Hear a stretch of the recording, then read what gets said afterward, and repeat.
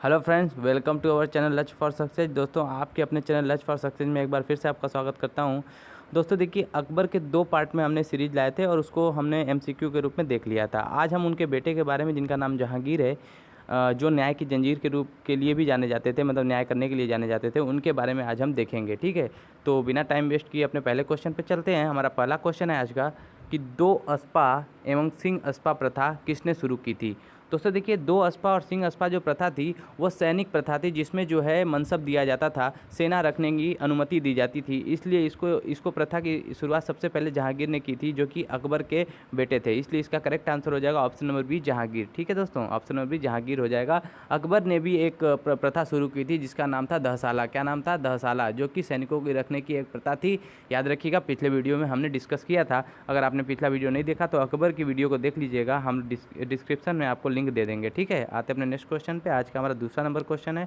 आपको दोस्तों 4 ऑप्शन दिए जाएंगे और 4 ऑप्शन में आपको 2 से 3 सेकंड में दूंगा। आप अपने आंसर को टिक करिएगा, देखिएगा, अपने आप को जज करिएगा आप कितने क्वेश्चन का आंसर दे पाते हैं। चलते हैं अपने नेक्स्ट क्वेश्चन। देखिए, मुगलों एवं मेवाड़ के राणा के मध्य चित्तौड़ की संधि किस शासक के शासनकाल में हस्ताक्षरित हुई थी। दोस्तों देखिए, क्या है, मुगल जब मेवाड़ पर अधिकार कर लेते हैं महाराणा प्रताप को हराकर, तो उसके बाद उनके जो बेटे रहते हैं राणा अमर सिंह, कौन रहते हैं? अमर सिंह। तो अमर सिंह से जहांगीर जो है वो चित्तौड़ की संधि करता है। इसलिए देखिए, इसका करेक्ट आंसर हो जाएगा option number B, Jahangir. Jahangir के शासनकाल में चित्तौड़ की संधि हस्ताक्षरित होती है। ठीक है, आते हैं अपने नेक्स्ट क्वेश्चन पे। देखिए, आज का हमारा तीसरा क्वेश्चन है। तीसरे क्वेश्चन की चर्चा कर लेते हैं।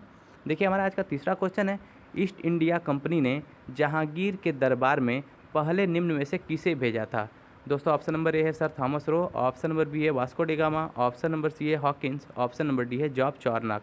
दोस्तों देखिए, सबसे पहले ईस्ट इंडिया कंपनी में जहांगीर ने हॉकिंस को भेजा था, विलियम हॉकिंस को। ठीक है, उसके बाद थॉमस रो आया था। विलियम हॉकिंस करीब 1608 से करीब 1609 के बीच आया हुआ था। याद रखिएगा इसको, 1608 से 1609 के बीच आया था। इसलिए इसका करेक्ट आंसर हो जाएगा option number C, William Hawkins. और साथ ही साथ देखिए, इसमें ऑप्शन नंबर जो डी में दिया है जॉब चर्नाक। दोस्तों, जॉब चर्नाक जैसे कि पिछले वीडियो में हमने बताया था, जॉब चर्नाक कलकत्ता की स्थापना के लेकर बहुत ज़्यादा उसके मशहूर है। ठीक है, कलकत्ता की स्थापना को सबसे ज़्यादा अगर जोड़ा जाता है तो जॉब चर्नाक से जोड़ा जाता है, इसको याद रखिएगा। और वास्को डिगामा जो ऑप्शन नंबर बी में दिया है, वो सबसे पहले पुर्तगाली यात्री था जो कि भारत आया था, और ये 1498 में भारत आया था। ठीक है, याद रखिएगा इसको भी। आते हैं अपने नेक्स्ट क्वेश्चन पे। देखिए, आज का हमारा तीसरा क्वेश्चन है। तीसरा क्वेश्चन की चर्चा कर लेते हैं।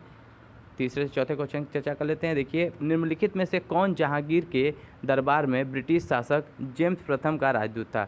दोस्तों देखिए, जो ब्रिटिश शासक थे जिनका नाम जेम्स प्रथम था, उनके राजदूत के रूप में विलियम हॉकिंस ही आया था, जो कि पिछले क्वेश्चन में हमने डिस्कस किया था। इसलिए देखिए, इसका करेक्ट आंसर हो जाएगा हमारा ऑप्शन नंबर ए, विलियम हॉकिंस। देखिए दोस्तों, क्वेश्चन कई तरह से घुमा कर आपसे पूछ सकता है। देखिए, हॉकिंस के बाद 1615 के आसपास, विलियम हॉकिंस के बाद थॉमस रोज जो है जहांगीर के दरबार में दूसरा ब्रिटिश जो है राजदूत बनकर आता है। इसको याद रखिएगा। ये आते हैं नेक्स्ट क्वेश्चन पे। अगले क्वेश्चन में हो सकता है ये क्वेश्चन आपसे पूछ दे। ठीक है, चलते हैं अपने नेक्स्ट क्वेश्चन पे। देखिए, आज का हमारा पांचवा क्वेश्चन है, निम्नलिखित अंग्रेजों में किसे जहांगीर ने खान की उपाधि से सम्मानित किया था। तो दोस्तों, आपको बताना है कि खान की उपाधि से किसे सम्मानित किया था। तो दोस्तों देखिए, क्या हुआ था कि पहले बता दूं, ऑप्शन नंबर ए है हॉकिंस, ऑप्शन नंबर बी है Thomas Roe, option number C है एडवर्ड टेरी, या ऑप्शन नंबर डी है उपरोक्त में से कोई नहीं।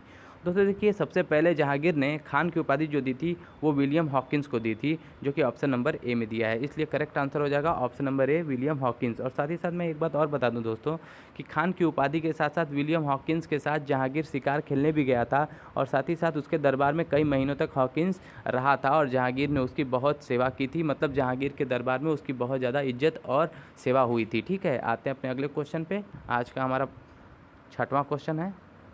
छठे क्वेश्चन की चर्चा कर लेते हैं।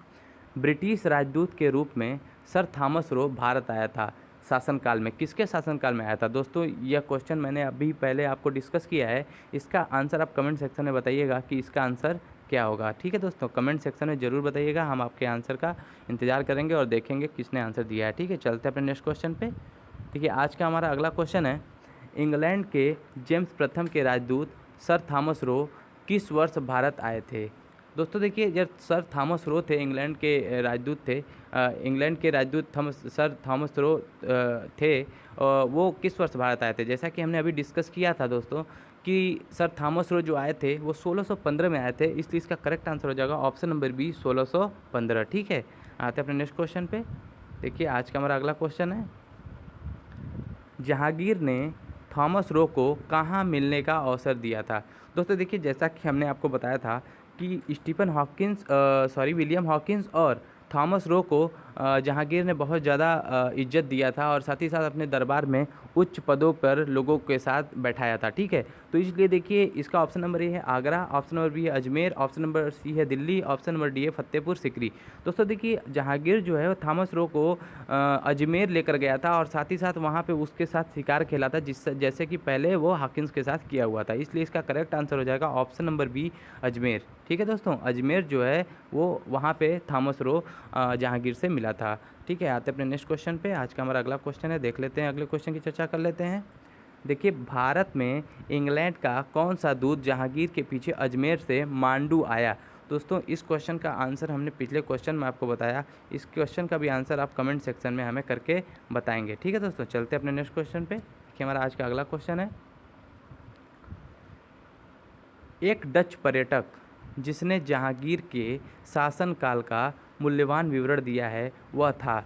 देखिए दोस्तों जब जहांगीर शासन कर रहा होता है तो डच डच किसको कहा जाता है, इंग्लैंड नीदरलैंड के निवासियों को डच कहा जाता है दोस्तों।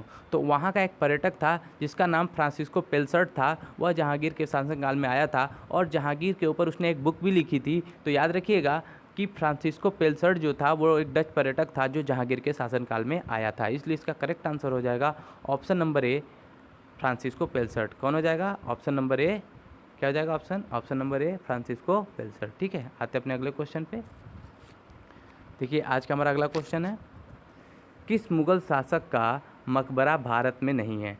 तो दोस्तों देखिए वैसे तो इसमें ऑप्शन जो दिया है तो दो ऑप्शन हो सकते हैं, लेकिन देखिए दोस्तों क्या हुआ था, ऑप्शन नंबर ए है औरंगज़ेब, ऑप्शन नंबर बी है जहांगीर, ऑप्शन नंबर सी है हुमायूं, ऑप्शन नंबर डी है बाबर।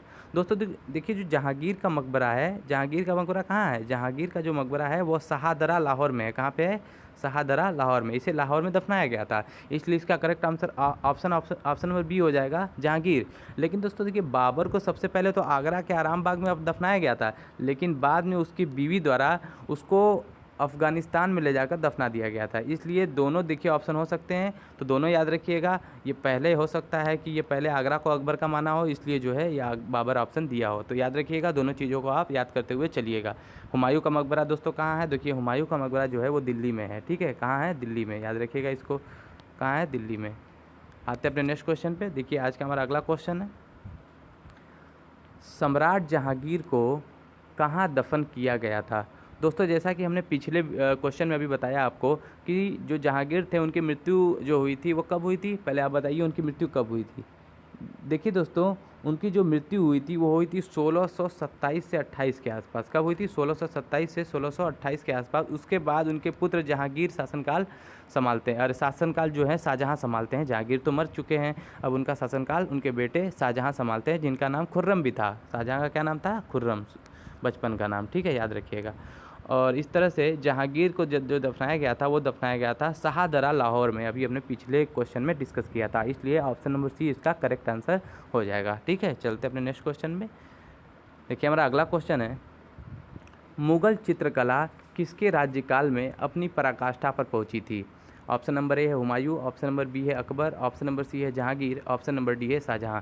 दोस्तों देखिए चित्रकला की अगर बात करें तो हुमायूं के शासनकाल में भी चित्रकला बहुत अच्छी तरह से आगे बढ़ी थी, लेकिन जो पराकाष्ठा पे पहुंची थी यानी सबसे चरम सीमा पर पहुंची थी, सबसे अच्छा अगर किसी काल में चित्रकला हुई थी तो वो जहांगीर के काल में हुई थी, इसलिए इसका करेक्ट आंसर होगा ऑप्शन नंबर सी जहांगीर। दोस्तों क्योंकि देखिए जहांगीर यह कहता था कि अगर कोई व्यक्ति हमारे दरबार में जो चित्रकार रहता है वह कोई चित्र अगर बनाता है तो मैं उसके चित्र को देखकर पहचान सकता हूं। अगर एक चित्र को 10 लोगों ने बनाया है तो मैं यह देखकर उसके चित्र को बता सकता हूं कि इसकी आंखें किसने बनाई हैं, इसकी जो भाव है वो किसने बनाए हैं, इसके हाथ और इसके पैर, मतलब एक एक अंग देखकर वो बता सकता था कि किसने जो है इसके विभिन्न अंग को बनाए हैं, एक एक व्यक्तियों को बता सकता था। ठीक है, इसलिए उसका देखिए बहुत ज़्यादा रुचि भी था चित्रकला में, इसलिए इसका करेक्ट आंसर होगा ऑप्शन नंबर सी जहांगीर। ठीक है, आते अपने नेक्स्ट क्वेश्चन पे। देखिए आज का हमारा अगला क्वेश्चन है, अगले क्वेश्चन की चर्चा कर लेते हैं। जहांगीर के दरबार में पक्षियों का सबसे बड़ा चित्रकार था। दोस्तों देखिए पक्षियों का चित्रकार का मतलब ये है कि पेंटिंग जो होती थी वो बहुत सारी चीज़ों की होती थी, जिसमें कि स्थापत्य कला, जिसमें कि बड़े बड़े महल बनाए जाते थे, और पक्षियों का जिसमें कि बहुत अनगिनत पक्षी बनाए जाते थे, बहुत सारे प्रकार के अनेक अनेक जातियों के पक्षी बनाए जाते थे, जिसमें कि सबसे बड़ा जो चित्रकार था, जिसमें कि ऑप्शन नंबर पहले दे देता हूँ। ऑप्शन नंबर ए है Khwaja Abdul Samad, option number B है Syed Ali Tabrizi, option number C है बसावन, या ऑप्शन नंबर डी है मंसूर। दोस्तों देखिए, जहांगीर के दरबार में पक्षियों का सबसे बड़ा जो चित्रकार था वो मंसूर था, इसलिए याद रखिएगा इसका करेक्ट आंसर हो जाएगा ऑप्शन नंबर डी मंसूर। ठीक है, चलते हैं अपने नेक्स्ट क्वेश्चन पे। देखिए हमारा अगला क्वेश्चन है, खुसरो किस मुगल बादशाह का पुत्र था। दोस्तों देखिए, खुसरो जो था वही अपने पिता के खिलाफ विद्रोह किया था, और वह जहांगीर की पहली बीवी से उत्पन्न हुआ था, यानी पैदा हुआ था, जो कि मानबाई थी। और मानबाई कौन थे? देखिए दोस्तों, मानबाई जो थी वो भगवान दास की पुत्री थी। और भगवान दास कौन थे? भगवान दास जो थे वो बिहारी मल जो कि किनके पिता हैं? जोधा बाई के पिता हैं बिहारी मल के पुत्र भगवान दास जो हैं, उनकी पुत्री जो थी मानबाई का शादी किससे हुआ था? मानबाई का शादी हुआ था जहांगीर से, और उसकी शादी कर करके अकबर ने जहांगीर को भेज दिया था इलाहाबाद में, और इलाहाबाद में ही उसे किला बनवाकर मानबाई के साथ रहने के लिए छोड़ दिया था। ठीक है, याद रखिएगा इसको, इसलिए इसका करेक्ट आंसर हो जाएगा। वहीं पे खुसरो का जन्म होता है इलाहाबाद में, खुसरो गार्डन भी आपको मिलेगा। तो इसी तरह से मानबाई का जो पुत्र रहता है वो खुसरो रहता है, तो इसलिए उसके पिता का नाम जहांगीर होगा। ऑप्शन नंबर बी इसका करेक्ट आंसर हो जाएगा। चलते हैं अपने अगले क्वेश्चन पे दोस्तों। हमारा अगला क्वेश्चन है, निम्न में से कौन नूरजहां के गुट का सदस्य नहीं था। दोस्तों देखिए, अंतिम वर्षों में जहांगीर के शासनकाल में नूरजहां का बहुत ज़्यादा प्रभाव था। वो करीब 15 से 20 साल तक लगातार शासन तो जहांगीर का रहता है, लेकिन डायरेक्ट रूप से या इनडायरेक्ट रूप से कहें तो जो प्रभुत्व रहता है यानी डोमिनेंट रहता है वो नूरजहां का रहता है, जो कि जहांगीर की एक पत्नी थी। तो नूरजहां अपने आगे के लिए यानी अपने बच्चों के लिए, जो उनके बच्चे थे, वो उनके लिए रास्ता साफ़ कर रही थी, तो इसलिए रास्ता साफ़ करने के लिए गद्दी का उसने गुट बनाया था। उस गुट में उसके देखिए भाई आसफ़ खां थे, उसके पिता एतमादुद्दौला थे, और उनकी जी गियास बेग थी, ठीक है, और असमत बेगम जो थी उनकी माँ थी, जिन्होंने इत्र बनाने की प्रथा सबसे पहले लाई थी भारत में, याद रखिएगा। इस तरह से देखिए, ये गियास बेग उनके पिता का नाम है, जो बाद में एतमादुद्दौला के नाम से जाने गए, उनको उपाधि दी गई थी। तो ऑप्शन नंबर बी तो नहीं होगा। ऑप्शन नंबर डी खुर्रम, जो कि शाहजहाँ, बिल्कुल शाहजहाँ भी उनको ग्रुप में था, गुट में था, ठीक है। और आसफ़ खां जो कि नूरजहां का भाई था, तो वो भी उस गुट में शामिल था। लेकिन जहांगीर को नूरजहां ने इस गुट का सदस्य नहीं बनाया था, इसलिए देखिए इसका करेक्ट आंसर हो जाएगा ऑप्शन नंबर ए जहांगीर। ठीक है, ऑप्शन नंबर ए जहांगीर राइट आंसर हो जाएगा। चलते हैं अपने नेक्स्ट क्वेश्चन पे दोस्तों। हमारा अगला क्वेश्चन है, एतमादुद्दौला का मकबरा आगरा में किसने बनवाया था। दोस्तों देखिए, अभी मैंने आपको बताया कि गियास बेग, जो कि नूरजहां के पिता का नाम है, बाद में एतमादुद्दौला का उनको उपाधि दिया जाता है, और नूरजहां के द्वारा अपने पिता के याद में एक आगरा में मकबरे का निर्माण करवाया जाता है, जो कि एतमादुद्दौला का मकबरा कहलाता है। तो इसलिए इसका देखिए करेक्ट आंसर हो जाएगा ऑप्शन नंबर सी नूरजहां। ठीक है, नूरजहां ने अपने पिता एतमादुद्दौला का मकबरा आगरा में बनवाया था। चलते अपने नेक्स्ट क्वेश्चन पे। देखिए हमारा अगला क्वेश्चन है, गोविंद महल जो हिंदू वास्तुकला का अप्रतिम उदाहरण है, स्थित है कहाँ स्थित है दोस्तों? दतिया में, खजुराहो में, ओरछा में, या ग्वालियर में? तो दोस्तों गोविंद महल जो है वह हमारे दतिया स्थित है, जो कि दतिया में स्थित है, और जो कि मध्य प्रदेश में है। कहाँ पे है? मध्य प्रदेश में है। दतिया एक ज़िला है मध्य प्रदेश का, उसी में गोविंद महल स्थित है, जो कि हिंदू वास्तुकला का एक बहुत ही अच्छा उदाहरण है। साथ ही साथ देखिए दोस्तों, खजुराहो में जो है मंदिर है, कौन सा मंदिर है खजुराहो में? आप ये हमें कमेंट सेक्शन में करके बताएंगे कि खजुराहो में कौन सा मंदिर है। बहुत ही अच्छा मंदिर है। आते हैं अपने नेक्स्ट क्वेश्चन पे दोस्तों। हमारा अगला क्वेश्चन है, निम्नलिखित में से कौन सा युग्म सुमेलित नहीं है। ठीक है दोस्तों, इसमें बताना है कि कौन सा युग्म आपका कौन सा मैच नहीं करता है। ठीक है, देखिए अकबर का मकबरा सबसे पहले है सिकंदरा में, बिल्कुल सही है, क्योंकि अकबर का जो मकबरा है वो सिकंदरा में है। ठीक है, आगरा के समीप फतेहपुर सीकरी में, तो याद रखिएगा सिकंदरा में है। तो ऑप्शन नंबर बी है जहांगीर का मकबरा, जैसा कि दोस्तों हमने बताया था शाहदरा, बिल्कुल सही है, क्योंकि लाहौर में ये पड़ता है।